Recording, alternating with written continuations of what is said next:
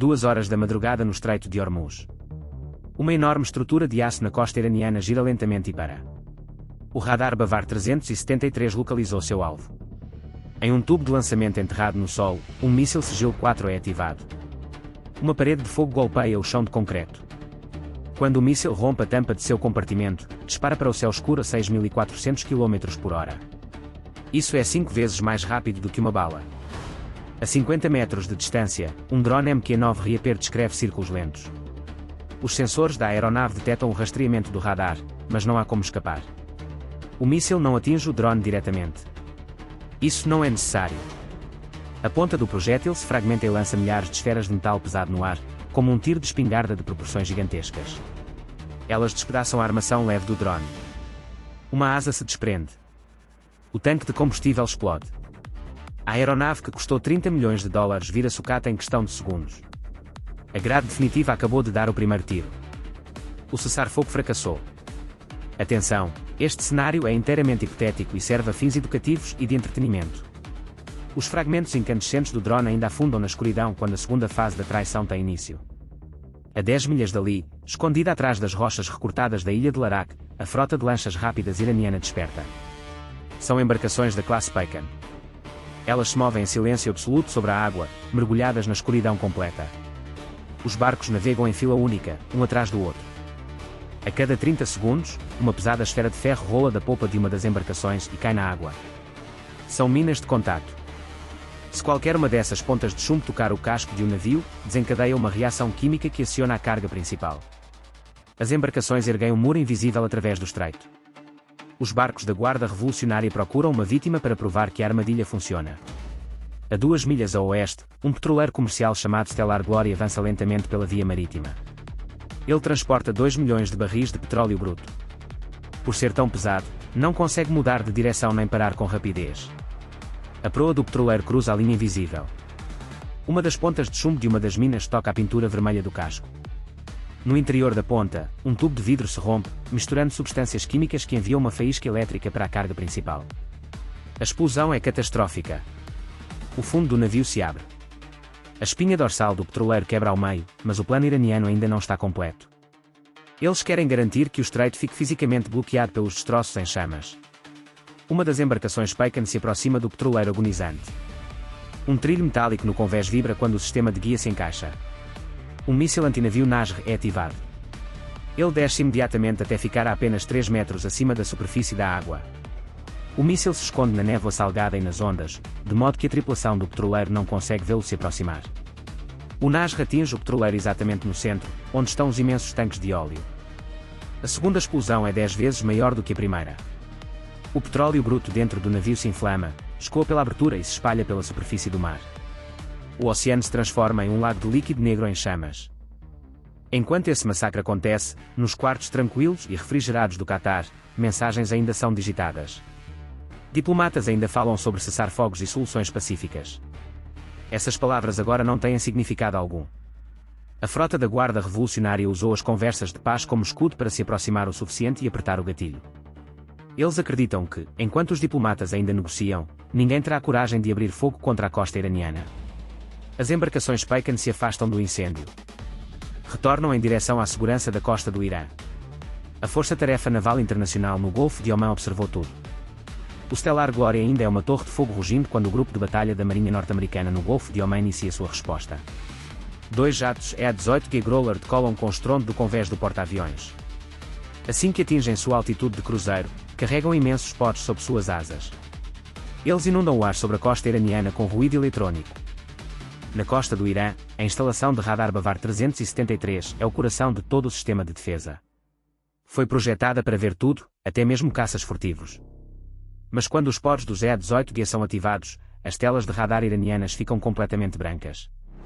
É como tentar encontrar uma única vela enquanto alguém aponta uma lanterna de alta potência diretamente nos seus olhos. Porém, o inimigo não é inexpressivo. Os computadores de bordo do Bavar 373 detectam as interferências e imediatamente começam a saltar entre frequências. Tentam encontrar uma brecha no ruído norte-americano. Por um breve instante, encontram uma abertura. Em uma bateria de mísseis iraniana, a trava de um compartimento de munição se parte e um míssil Sigil 4 é ativado.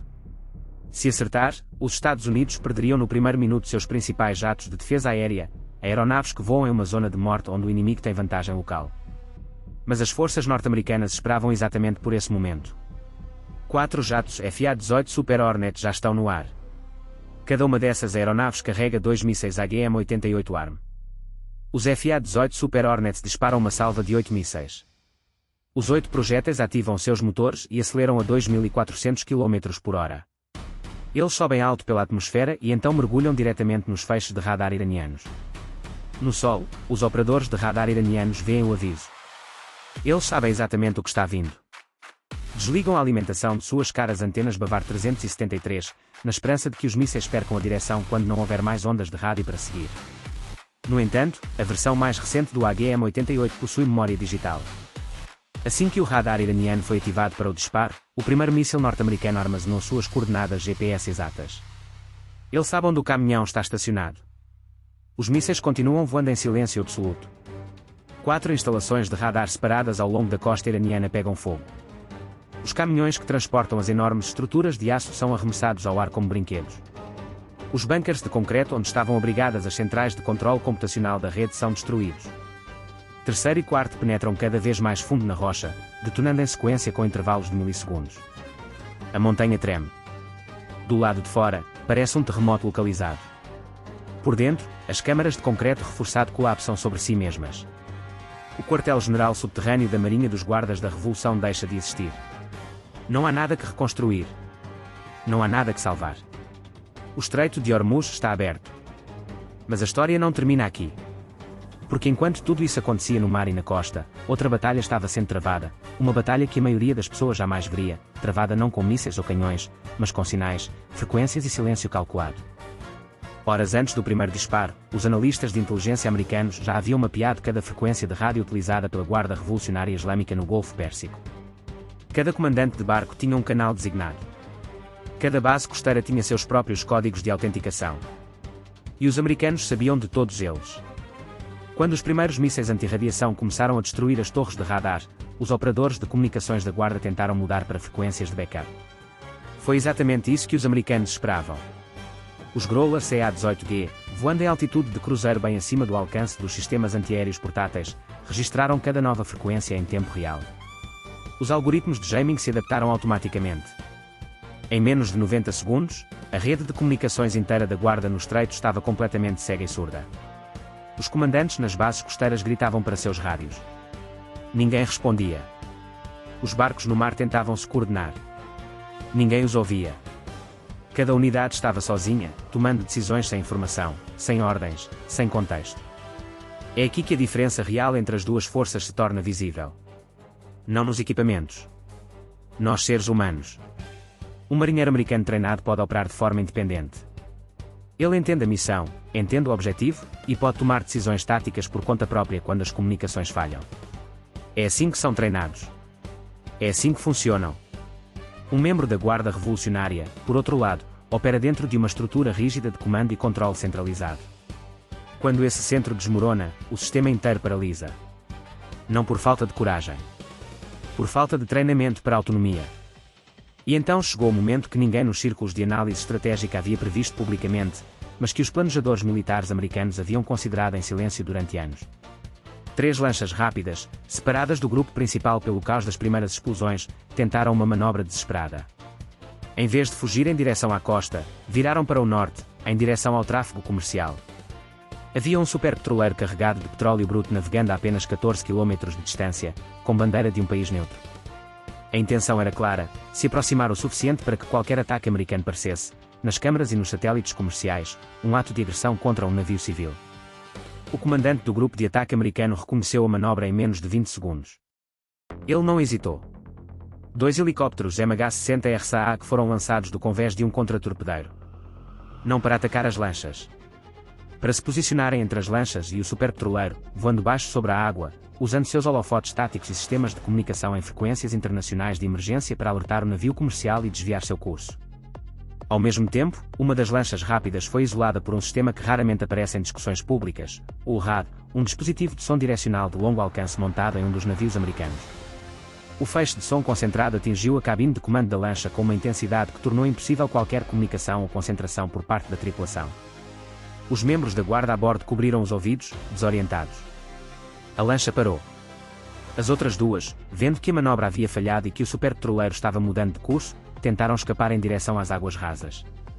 Uma foi interceptada por um SAA que despejou uma rede de contenção à frente da proa, prendendo as hélices. A outra, a última, conseguiu chegar a menos de 300 metros da costa antes de ser atingida por um único projétil de 20 mm que perfurou o motor e a deixou à deriva. Nenhuma das três alcançou o petroleiro. Nenhuma conseguiu criar o incidente diplomático que seus comandantes haviam imaginado. O estreito permaneceu aberto. Mas o verdadeiro custo dessa operação não seria medido em barcos afundados ou bases destruídas. Seria medido nas semanas seguintes, nas salas fechadas de Teherã, onde generais e almirantes da Guarda Revolucionária se sentariam diante de monitores exibindo imagens de satélite de bandarabas reduzida a escombros fumegantes. Eles haviam investido durante mais de 2 décadas na construção de uma estratégia de negação de acesso. Mísseis costeiros. Redes de minas. Frotas de barcos rápidos. Bases subterrâneas escavadas na rocha. Sistemas de radar integrados. Tudo concebido para tornar o Estreito de Hormuz intransponível para qualquer força naval do mundo. Em menos de 4 horas, tudo havia sido varrido. Não porque os americanos tivessem armas mais poderosas, mas porque haviam planejado durante anos exatamente como neutralizar cada camada dessa defesa, uma por uma, na ordem correta, sem deixar nenhuma reagir antes que a anterior fosse eliminada. Era como retirar as peças de um relógio enquanto ele ainda funcionava, sem que o relógio percebesse, até que de repente os ponteiros parassem. Os tanqueiros voltaram a passar pelo estreito na manhã seguinte. Os preços do petróleo, que haviam disparado nas primeiras horas de incerteza, começaram a cair. Os mercados interpretaram os sinais corretamente. A rota estava livre. E em algum lugar sobre o Golfo Pérsico, um piloto de drone voando uma missão de reconhecimento pós-ataque observava as imagens térmicas da costa iraniana em seu monitor. Onde antes havia pontos quentes de motores e sistemas de armas, agora havia apenas o frio uniforme da água e do concreto destruído. Ele registrou as coordenadas no sistema. Marcou cada alvo como neutralizado. Depois fechou o arquivo e começou a preencher o relatório de missão. A terceira e a quarta ogivas penetram pela abertura e detonam no interior profundo do centro de comando. A montanha cospe fogo literalmente. O cérebro da marinha iraniana se transforma em um cinzeiro fumegante. A grade de defesa foi fisicamente apagada do mapa. 5 minutos se passaram desde que o primeiro míssil hipersónico deixou seu tubo de lançamento. Os caças de guerra eletrónica ainda circulam a 9.000 metros de altitude sobre o estreito. Suas telas não registram nenhuma emissão de radar. Um drone de alta altitude sobrevoa Bandarabas e transmite imagens ao vivo por satélite diretamente para a Força-Tarefa e para a mesa de negociações em Doha, no Catar. O negociador americano em Doha simplesmente desliza um tablet pela mesa em direção ao diplomata iraniano. Na tela, os iranianos veem os espaços vazios onde, horas atrás, estavam seus veículos de radar avaliados em dezenas de milhões de dólares. A traição de Doha havia fracassado completamente. Lá fora, no estreito, o petroleiro de 365 metros ainda arde, mas o vento empurra as chamas para longe da rota de navegação. Um sistema orbital americano utiliza sonar de alta frequência para localizar as esferas submersas. A equipe de desmontagem emprega um robô controlado remotamente para fixar pequenas cargas em cada corrente. As esferas de ferro são detonadas uma a uma. A água do estreito irrompe em pequenos e controlados geysers enquanto a barreira invisível é desmantelada ponto a ponto. O ato final acontece de forma eletrônica. O comando americano desliga os bloqueadores de sinal. Querem que os diplomatas iranianos consigam fazer ligações. Querem que eles liguem para casa e descubram por si mesmos que não há mais ninguém na base para atender o telefone. Mas antes de encerrar, há um detalhe sobre esse míssil que quase nunca é mencionado, algo que precisa ser dito. A arma que encerrou esse confronto não foi projetada como um engenho inteligente. No começo, era apenas um míssil com um ouvido simples. Se captava um sinal de radar, voava em direção a ele. Era direto, quase primitivo. Mas a versão utilizada nessa noite carrega algo chamado de atração pelo bloqueio. Se o inimigo tenta sufocar os sinais americanos para proteger sua base, o míssil simplesmente usa essa interferência como bússola. O ruído eletrônico se converte em guia.